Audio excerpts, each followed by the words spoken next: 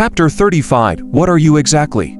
2. In front of him, fog emerged from the jungle. The fog was extremely thick and had spread out into the distance.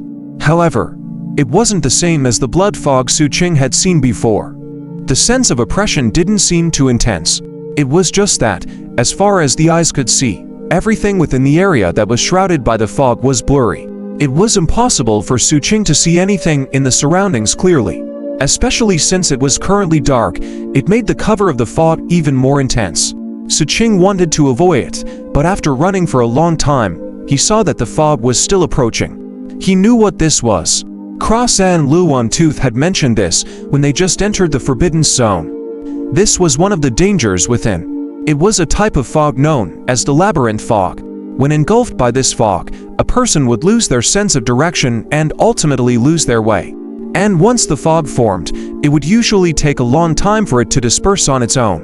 Xu Qing felt that he might be able to endure until the fog dissipated, and the amount of anomalous substances in his body wouldn't skyrocket.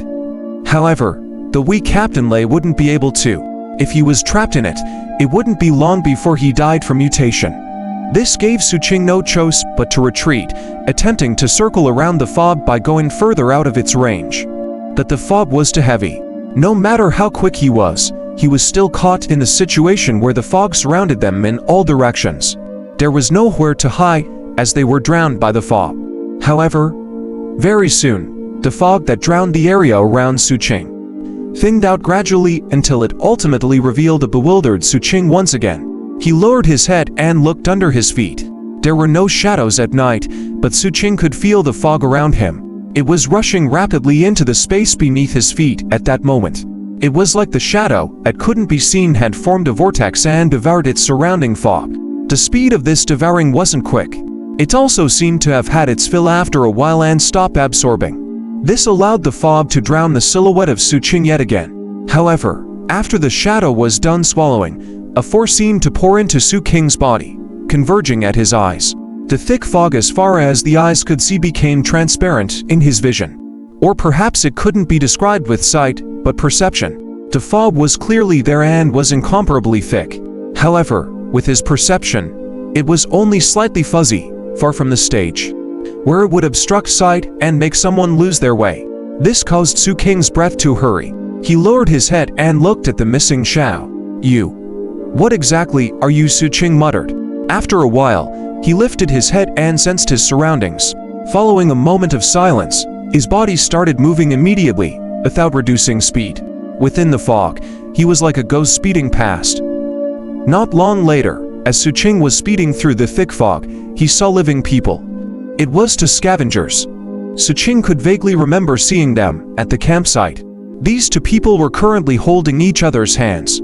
Within the thick fog, they were like blind people as they slowly probed and moved forward.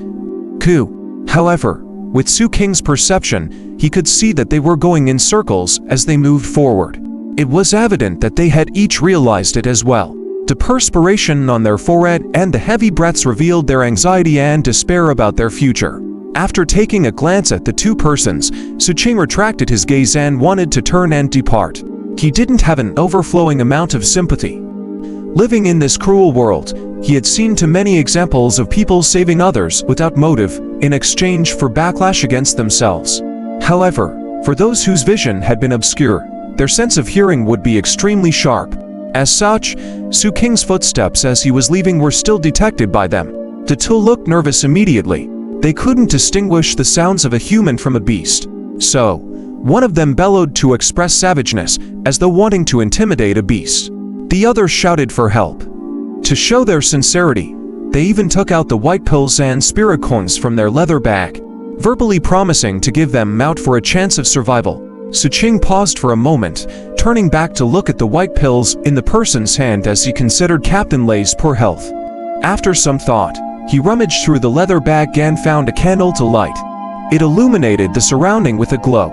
However, the fire was weak, and with the suppression of the fog, it was slowly becoming dimmer.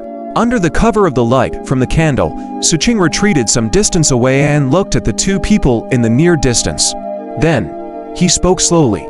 "Go right and walk straight for 7 steps, then 10 steps to the left." As Xu Qing's voice came through, The two scavengers trembled.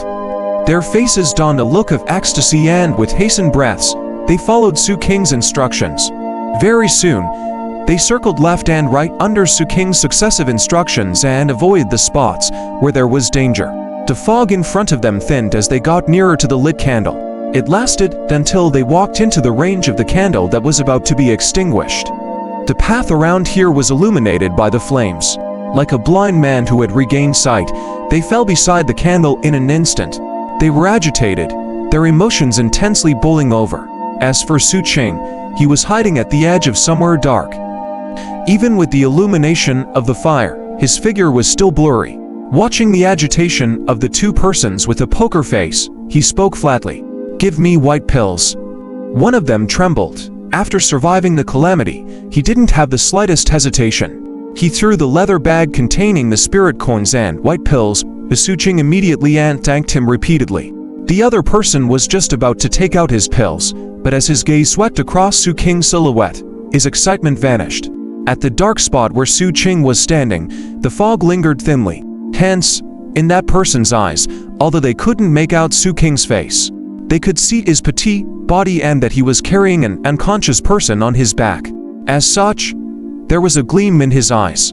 However, he wore a smile on his face and displayed a sincere demeanor when he spoke. "Little brother, I have eaten all the white pills that were on me. But don't worry, when the fog has cleared or if you have a way to escort me out, I will doubly repay you." With that, there was a glint in his eyes as he looked toward where Xu Qing was, with an eagerness to try an idea out. The companion next to him grew a little annoyed at the moment, feeling as though he had given his pouch too quickly. Xu Qing then stared deeply at the scavenger who had yet to give the white pills, but he didn't speak. With a wave of his right hand, a gust of wind blew and extinguished the candle's light in that instant. The surrounding plunged into pitch-black darkness and labyrinth fog once more. As a result, a cry of surprise came from one of the two scavengers. Xu Qing then approached them in a flash and plucked a leather bag from them. Following that, a serene voice echoed all around. "There's no need anymore. You can stay here." Wait. I was wrong. I was really wrong. I'll give you the white pills, The man was suddenly in a hurry, seemingly wanting to grab onto something. However, his body tripped over a tree that was in the way, and he fell. When he got up, his calls were even more anxious, and the deep regret he felt filled his body and mind. "Little brother, listen to my explanation, Xu Qing didn't bother about the man's shouts and approached the other scavenger who had given him the white pills. His expression was one of horror. Getting caught in the labyrinth fog once again filled him with panic. Without detecting it in the slightest, Xu Qing had passed by him and spoke quietly. "Follow the sound of my footsteps." With that, Xu Qing didn't turn back and continued walking. As for the person, when he heard Xu Qing's words, his breaths grew hurried, and he immediately listened for the footsteps and followed. At that moment, in the depths of his heart, he was exceptionally grateful for the speed of his repayment earlier. It was especially so after he heard the anxious wailing behind him turning quickly into a frenzied cursing after failing to call for help. The despair in that tone made his heart tremble. Toward the owner of the footsteps ahead of him, he held them in greater awe.